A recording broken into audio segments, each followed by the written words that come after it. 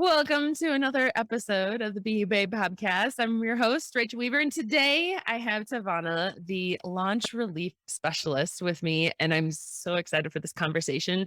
And literally every time I talk to TaVona, it's like there is relief. There is this like, oh, I just love talking with you and hearing everything that you have going on in your life. And I'm just excited that you're here and we get to have this conversation today. So welcome, TaVona. Thank you so much, Rachel. I'm so glad that we're doing this too. I think it's going to be fun. I think so too. I think so too. Can you tell everyone a little bit more about like what you do and how you bring relief to launching? Because I mean, launching sucks. Not to me.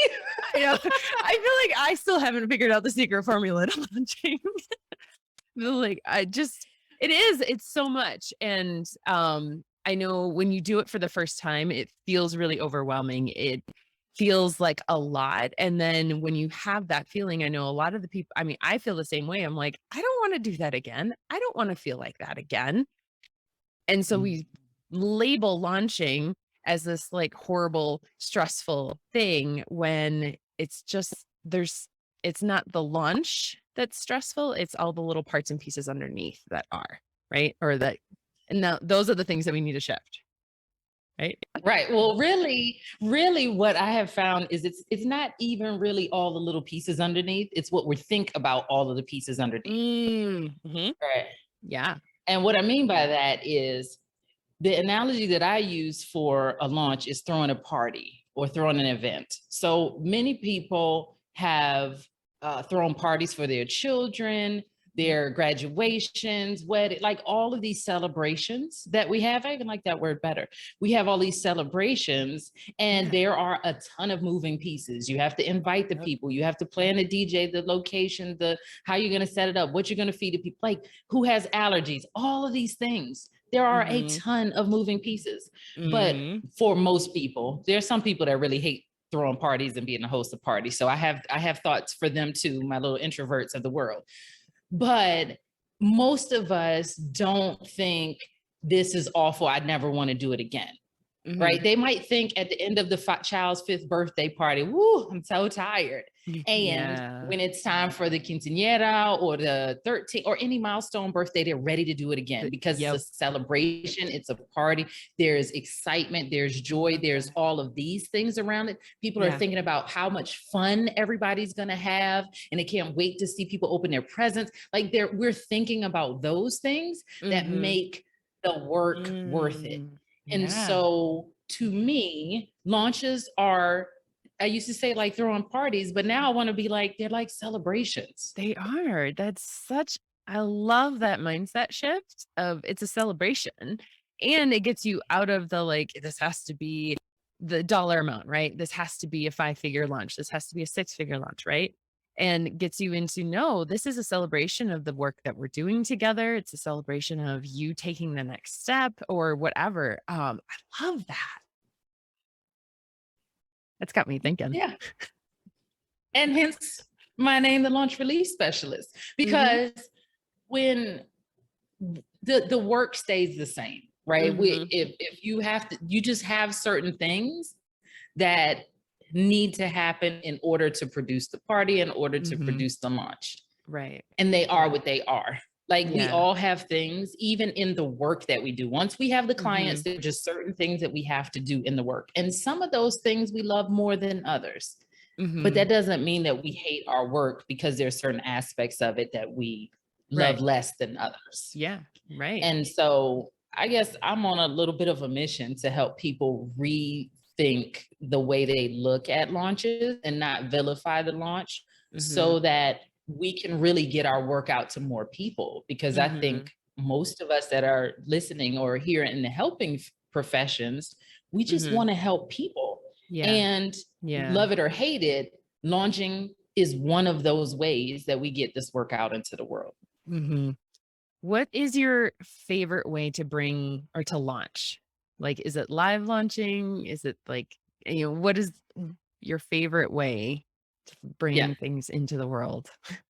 Well, for me, it's a multi-day workshop or masterclass. Okay. Because I think the way I started looking at this before I got into human design was really just I always look at the person, their personality, preferences, strengths, and everything, so that we can build an aligned plan. Right. I think that's also part of the reasons why launches suck to many people. They're trying to follow somebody else's way, somebody else's plan, something that's done for somebody else's energy or personality.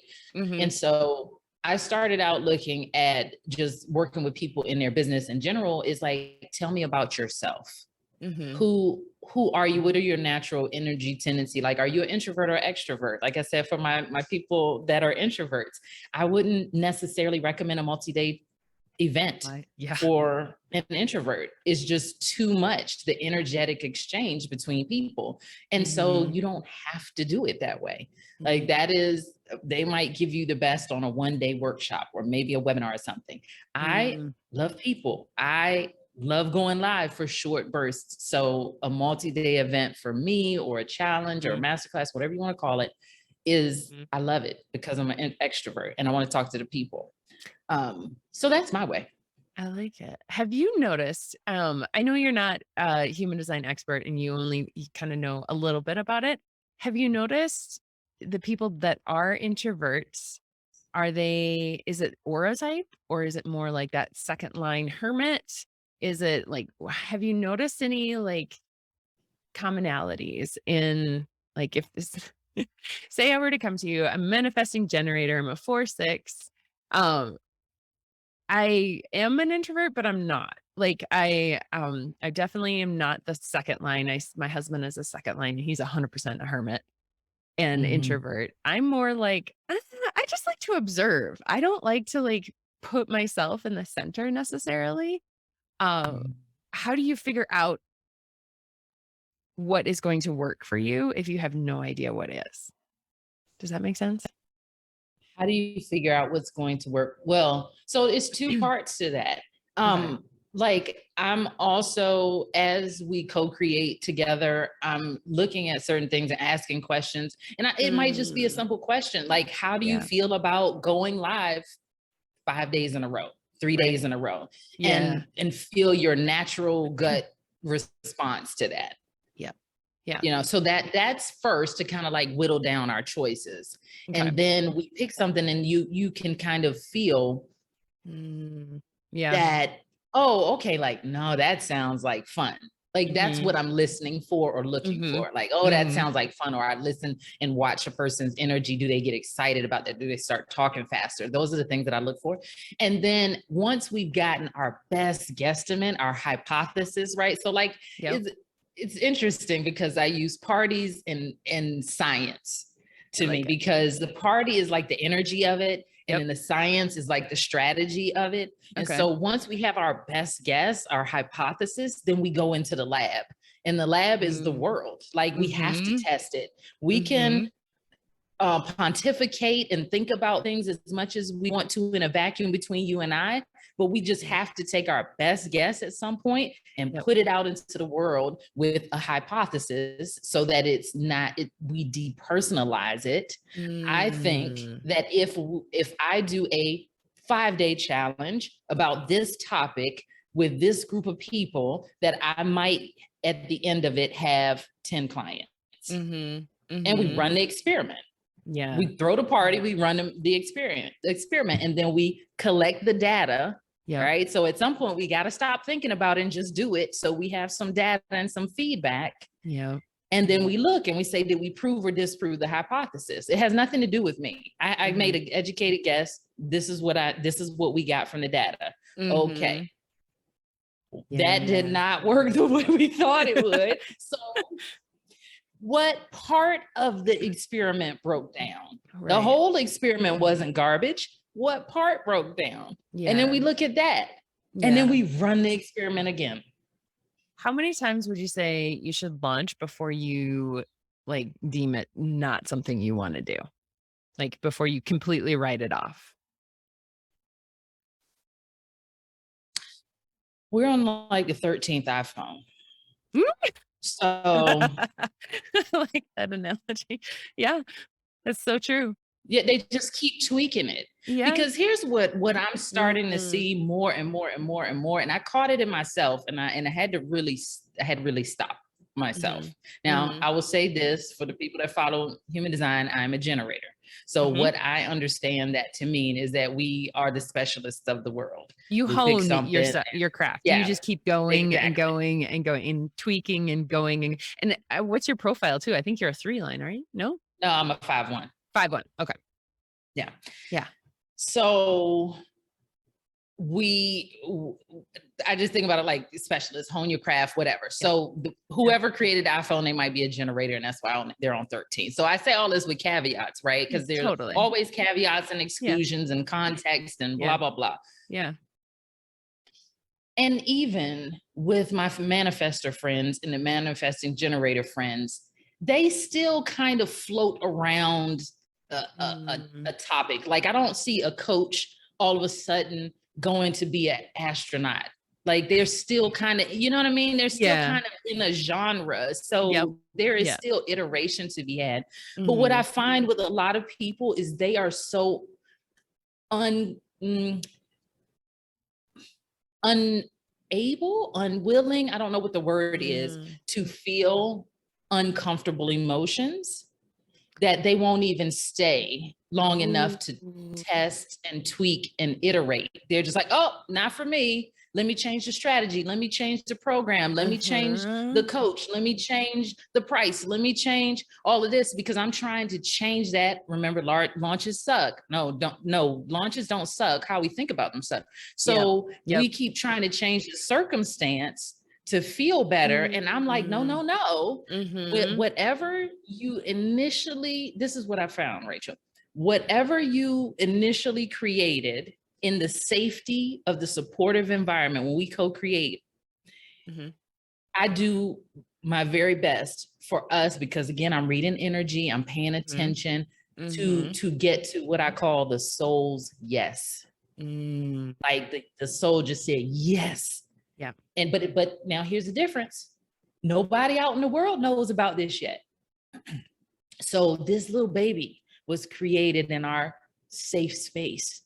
And then you have to offer her or show her to the world. And that's when it gets real. Mhm. Because then you have to potentially put up with people rejecting your baby and saying your Mhm. baby's ugly or it needs more whatever Yeah. Yeah. or your baby costs too much. Yeah, this is Your such a baby is good point. bougie. You're too bougie. It's not right. I've I am reaching for the same thing when I'm working with a client for messaging. I'm waiting for them to go, "Ooh, that's it." Or they're like suddenly connected with the message like they weren't before. But you're right. When they go to take it out into the world, it's like, yeah, you got to put your baby on display and Lord knows if anyone's going to like it.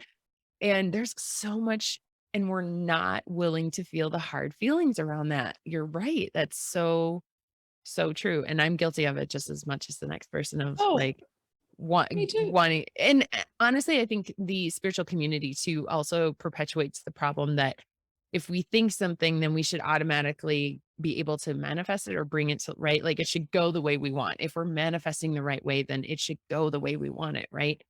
And so if it doesn't, and we put our heart and our souls into it, we can take it personally and we can take it like this doesn't work for me or whatever, right? And not, instead of going in and looking at little things, it wasn't the whole thing that was garbage. It was something smaller within there and really looking at the hard feelings that it's bringing up and working that instead of just throwing baby out with the bathwater, right?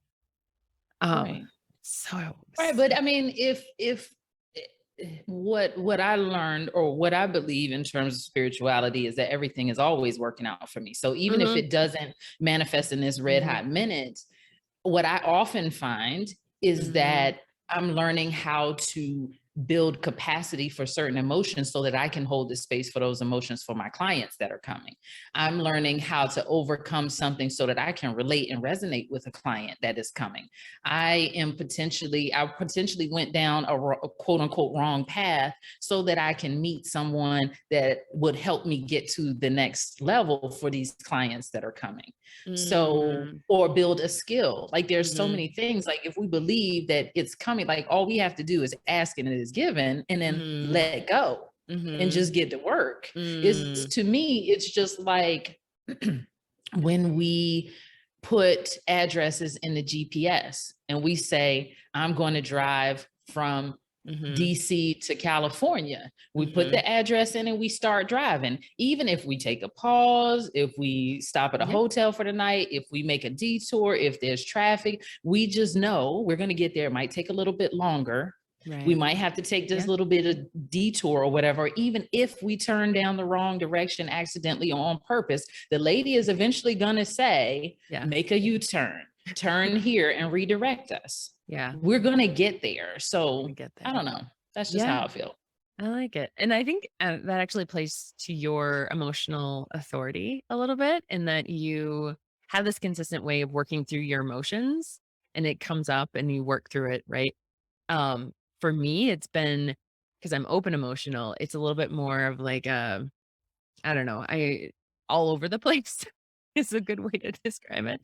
But having someone, being in the presence of someone like you that understands this consistent, like this is the way the emotions work and this is how we're using them, is really, really eye-opening for someone like me. I'm like, oh, that makes so much sense. Like I get it now, where before I didn't. Like, it's been a journey with emotions. Well, I mean, it is for everyone, but I was about to say, listen, this is why I also have multiple coaches, because I'm the pickle inside the jar sometimes. Totally. I mean, we're all going through this like emotional journey, but I love your take on it and understanding of it and the way that you present it. And it makes me go, oh yeah, well, of course. Totally. Like, that is my message to the world. Calm down. We're going to get there. It's fine. There. It's totally fine.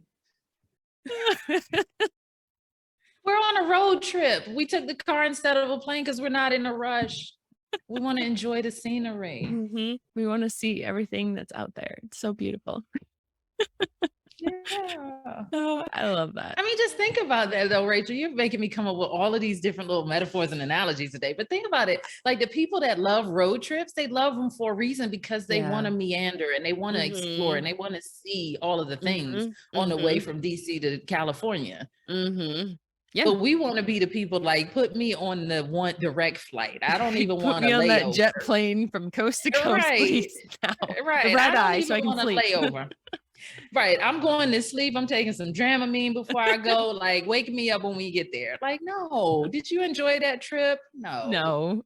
But that's what we want, or that's what we think we want. Yes, that's what we think we want. But it's actually when we're in the car driving across country that we're like, oh my God, there's so many more stories and adventures and so many things, synchronicities that can happen in that journey versus the drugged up version across the jet plane. Oh my goodness. Oh, I love that. I love that analogy. Yeah. I'm telling you, I just came up with that one just for you. That and the celebration. I love it. I love both of them. What is there something that's working in launching right now, or is it really just what's working for you personally? Is there one way to that's like the it way right now? Like it's going to change in 6 months, but just curious if there's like one way right now. Oh, that's such a fascinating question. There is a way that I see happen, a lot of people doing right now. And I Maybe it's because of how I was growing up. Like I was never into name brand clothes. Even Yeah. today, I'm not. So it's like what everybody else is doing, I don't care because that's just the it name for right now. And then Yep. 100 years later, you're gonna look and be like, "Oh my god, I can't believe I was wearing that." And so I like classic items Yep. that will last the test of time. You don't look Y- crazy Yeah. 20 You years look from back now. at it the 90s and you're like, why did you pluck your like everyone was doing it? Exactly, exactly. So I would say what I see now, I don't know how well it's working, but what I Mhm. see right now is people doing either like it's webinar by application. That's what I want to call it. Mhm. Mhm. It's fascinating to Mhm. me because I'm 5'1", so and with Clifton Strengths, my top strength is learner. So I'm always learning things Mhm. because I want to know all the things so that I know it's out there so I can kind of support my clients. But what I find, Rachel, is that my clients know best. They are Mhm. going to come up with something that works well, like Yeah. gangbusters Yeah. for them that we've Yeah. never seen before. Yeah. And it helps, like we have had some beautiful results Mm. with it. Like even myself, I don't think I've even hit 1,000 subscribers yet, Mm. and did over 500,000 in the That's last 3 years. that's amazing. Because it's not really about the fad and what everybody Mhm. else is doing. It's about the energy and feeling into it and what lights Yeah. you up. Because what we know is that that kind of energy is magnetic. And so it Mhm. doesn't matter how many people you have on your list if Yeah. nobody's paying you any attention. Mhm. So true. Yeah, absolutely. You can do amazing things with a small audience for sure. And just imagine what you could do once you hone in on that small audience and you really connect with them. And then you take that connection, that energy bigger, then yeah, all bets are off. Yeah. Mhm. I love that. And I was hoping you would say that there's no like it way to do it. It's just what's going to feel right for you, what's going to work for you. Um, because that it takes the pressure off, I think, because if you're trying to do it the way everyone else is doing it and it's not working, then it you have this or tend to go, well, it must be me when it's not, right? It's not me, it's the way that I'm doing it, right? Instead of um and looking at it more of, well, this strategy just doesn't work with my energy, maybe, or maybe a piece of it doesn't work, or I'm just not lit up by it. If you're not lit up by something, then yeah, it's not going to work. It's just not. Well, yeah. Yeah. And I want to add a caveat to that if you're not like, because I often say if it's not fun, don't do it. Like you Mm, said, if you're not lit up by it, it's not going to work. And here's the caveat, and the thing that I would caution people against is going back to the soul's yes. So we were yeah. in our little safe bubble, and this was like, yes, in my gut, in my spirit, this feels awesome and amazing. Mm, Stay with that right until you've yeah. tested it fully. Because Yeah. what I find is people will have that yes, and Yep. then they'll go out into the world and offer to show it. And there be like some people don't understand it. They don't immediately say yes. But, Yep. it's not about you. It's about everything everybody else has going on. For The sure. procrastinators and Yep. whatever. I don't know how many people have missed out on so many sales because they quit in the middle of their launch when all the last minute Lucy's are Yeah. coming. They are Yeah. coming that last day and probably that last hour, but you quit. Yeah. So, how many Yeah. sales did you miss? But people say they're not lit up. And I would say to before you change a Mm, thing, to ask yourself, why are you not lit up? Because mm, that will give you the information. Are you not lit up because you're not getting the sales? Are you not lit up because you're not getting the response that you thought you would? That mhm, doesn't mean mhm, change it. That mhm. means you need to reevaluate some things and probably your energy first and then go back. Oh, that's so good. Yes. That's so true. Because I would have, yeah, if it's exciting in the beginning when you're in your little bubble, staying with that energy, because yeah, if you're not getting the sales, it's not gonna feel fun. It's gonna hurt. It's gonna be like, "Ugh, this sucks," right? But you have to go back to the why you're doing it.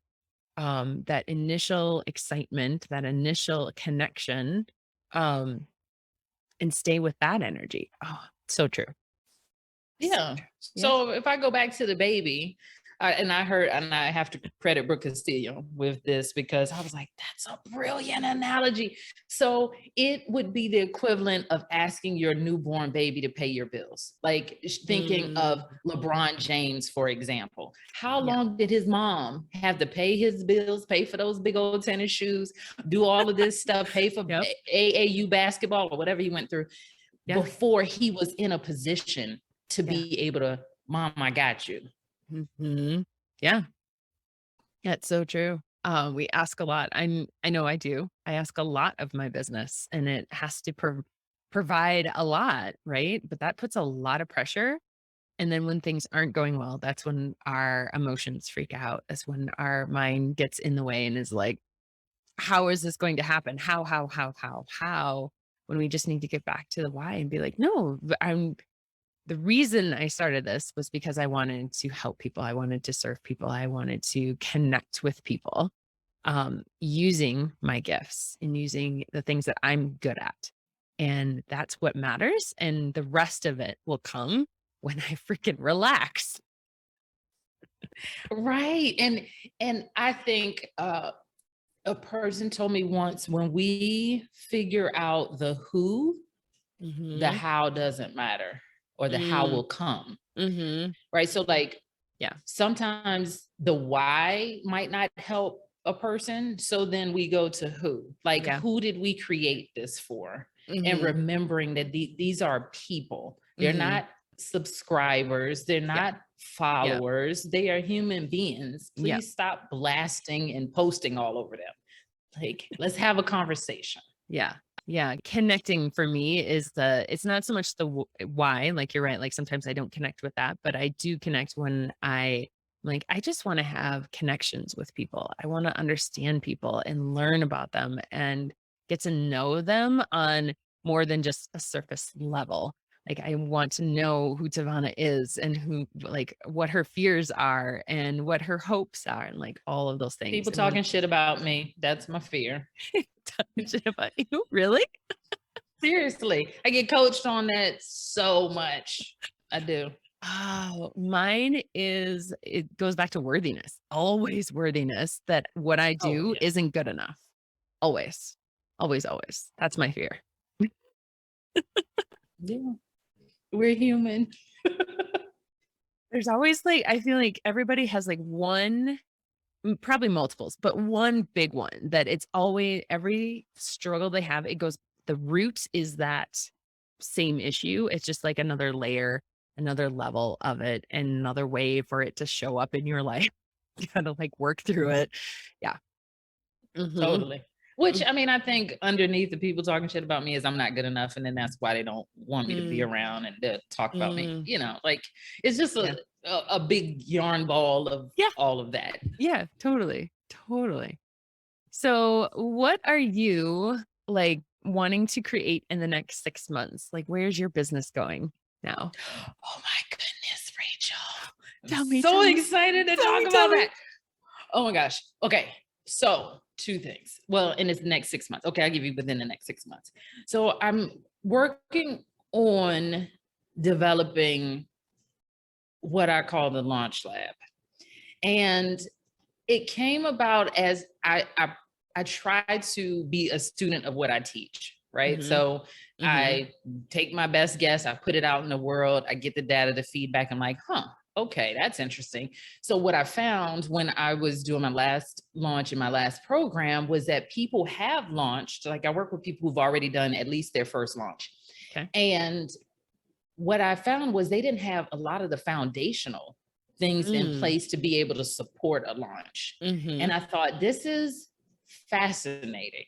But what I see is that they will go buy more courses and they will go buy, like, go hire more people to yep, do certain things. And I'm like, to create funnels, to write sales pages, to do all of these things. And I'm like, but is that putting the cart before the horse? I uh-huh, think maybe we yeah, should probably go back. Like, yeah, what about this offer? Who is do we have that tightened up? Mhm. Just it was just so many different things that I saw. So as people are launching, what I decided was that there are elements to Mhm. each launch that people just don't understand in terms of the foundational principles. And what I want to do, because my background is as a physical therapist, our whole how we're trained is to find pain and dysfunction, what's Yep. not moving well, what doesn't feel well, and fix the immobility. Okay. And so what I want to do is help people who've already launched before they go do another thing, bring their launch to the lab and let's figure out what part of it didn't work, where the breakdown was, so Mhm. that you at least know where the gaps are or what's Mhm. going on with that, so that you can be more intentional and specific, strategic, whatever, about The next what you time. do next I in your love next that. purchase, in your next decision, in your next launch or whatever. So I really want to do that because what I was finding was that I'll give an example. I had a lady come to me who wanted to work with me, and she said, the reality of it is, I just don't really have any money now to pay you because I spent Mhm. $45,000 last year on branding, websites. I think she wrote a book and some other stuff. And I don't have it. And none of the stuff works together. Mm. So she just has Mhm. a bunch of little pieces that are they're just floating out in space.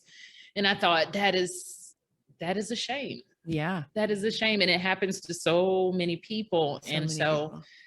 I just want a space where people will learn how to troubleshoot, will learn how to Mhm. test, will Mhm. learn how to manage their thoughts and their Mhm. feelings around it so that they can iterate um, Mm. on on their on their launches, on their programs, on whatever. This Mhm. is how we stabilize our businesses so that they are in a place to scale if that's what we want to do. But we can't get that if we just keep changing everything all the time and we have no idea if I change A, then B happens. Mhm. So Yeah, and we think we change A and B will happen but it's not connected even or something like that. I love this that you're taking what we tried and helping us analyze it, and understand what was working, what wasn't working, and what do we need to shift? Because I think that's where I struggle the most is understanding and looking back and analyzing. I am not an analyzer. I tend to be like, well, I throw the baby with the bathwater. Like I am like, nah, throw the whole thing out and start over. Maybe that's the MG in me. I don't know. But I love that you're going, no, like, let's look at this piece by piece, understanding the fundamentals of the launch and what was missing. You probably had a few pieces missing from the fundamentals, even, and making sure that those are in place. And then going forward again and with a new iteration, like you said, like we're honing this. It's not going to work the first time. And I think even if I know I've heard of several like big name people say that their first like 7 or 8 launches were nothing like dismal, like they didn't make money or they didn't sell or they sell, half what they thought or whatever. Like they don't go well, but yet all we see is like, oh, I had a 6-figure launch and we only hear the good stuff, right? The grass is always greener. So I love what you're doing and what you're creating. yeah, it's exciting stuff. And I really hope to help a lot of our coaches, healers, Mhm. those service providers, those of us in the helping Mhm. professions, because the fact of the matter is, this is not stuff that we were taught. And No. for most of us, we didn't get into business to learn how to market, to learn how to sell. Like we No. just wanted to do our thing. Yeah. And those things came with it. So I'm like, Yep. if I can just help you make that part a little bit Mm. less Mhm. painful, Mhm. come with a little bit less suffering, then I think I've done my job. For sure. Absolutely. Absolutely. Anything else that you want to share before we wrap it up? Oh my goodness. This was so fun. I knew it was going to be fun. I know it is. So good. So many I good. would just say I think the other thing that maybe we didn't talk a whole lot about is the energy behind launches. We've touched on it here and Yeah. here. And I Yeah. think we put so much pressure on the launch and what we think Mm, a successful launch, whatever that number is for you, 6 yes. figure, 7 figure, Yep. Yep. sold out, whatever, what we Mm-hmm. think that will mean. I Yep. think one thing that people will find is if you just ask yourself at the end of this thing, if I have achieved whatever this goal is that I'm looking for, Mm-hmm. what what do I imagine I will feel? How do I imagine I will feel? When I say feel, I mean Mm-hmm. one word emotion: Mm-hmm. proud, successful, Mm-hmm. relief, uh, confident. Mm-hmm. What is that emotion that you think having the success or having the thing that you want on the other side of the launch will bring you? And practice that now. Mm. Because if you can start practicing feeling Yep. proud Yeah. right now, practicing feeling confident Yep. right now, Yep. then it lessens some of the power of the launch in Mm. terms of manipulating your emotions. So Mm-hmm. then if it doesn't quite go the way that you thought it would, then your whole worthiness, your whole ability to feel proud or successful or confident is not on the result. Yeah. And I think the Yeah. people who learn how to do that effectively are the ones who are able to scale sustainably. Yeah. I would agree They with are the that. ones, even if Yep. they don't scale, they are the ones that are still here years later Mm-hmm. because they've learned how to be with their emotions. Mm-hmm. And so And you I learn would how say to, that is the skill. yeah. And it's, to me, it sounds kind of like detaching from the results. And that's a hard thing to do, to detach, right? I was like, how do you do that? And well, it's feeling what you want to feel now. Mhm. And so that you're not relying on this thing to happen to feel that way. Right. That's the quickest way I've worked through in understanding how to detach from that result that I'm wanting so bad, is that I got to feel what I think I'm going to feel when I get that. So I love that. And you're right. When we can feel that now and not be attached to the outcome, then yeah, we'll probably look at it from a more like, oh, what worked? What didn't work? I'm gonna leave what didn't work, take what did, reiterate it, and try again. It's not gonna be this big, exhausting thing because I didn't put so much pressure on it and I didn't attach so much to the outcome of it. I love that. Right. Because when I used to do burnout coaching for those people in healthcare, we talk about the three parts of burnout are Mm-hmm. um, it, exhaustion, Mm-hmm. depersonalization or cynicism, and decreased sense of personal accomplishment. Mm-hmm. And when I think about exhaustion, I think about it in two ways: the physical exhaustion and the Mm-hmm. emotional exhaustion. Mm-hmm. And this is kind of what we were, or what I was alluding to in the beginning of our chat, where we say we throw parties and at the end we're like, oh, I was tired because I I was was there. on my feet Yep. all day Yeah. speaking to people, da da da. Yeah. That's a different kind of tired than I did all of those things and I put all of this pressure on it to make myself feel proud or successful or Yep. confident or whatever. Yep. Yep. Like Yeah. that extra layer of Yep. emotional exhaustion, Yep. that's what I think is really burning people out, not the Not the doing the physical. Not things. the physical. Yeah. That's so true. I Right. think you're right. Yeah. It's the emotional exhaustion, not the physical. Yeah. Mhm. Yeah. Oh, so good. So good.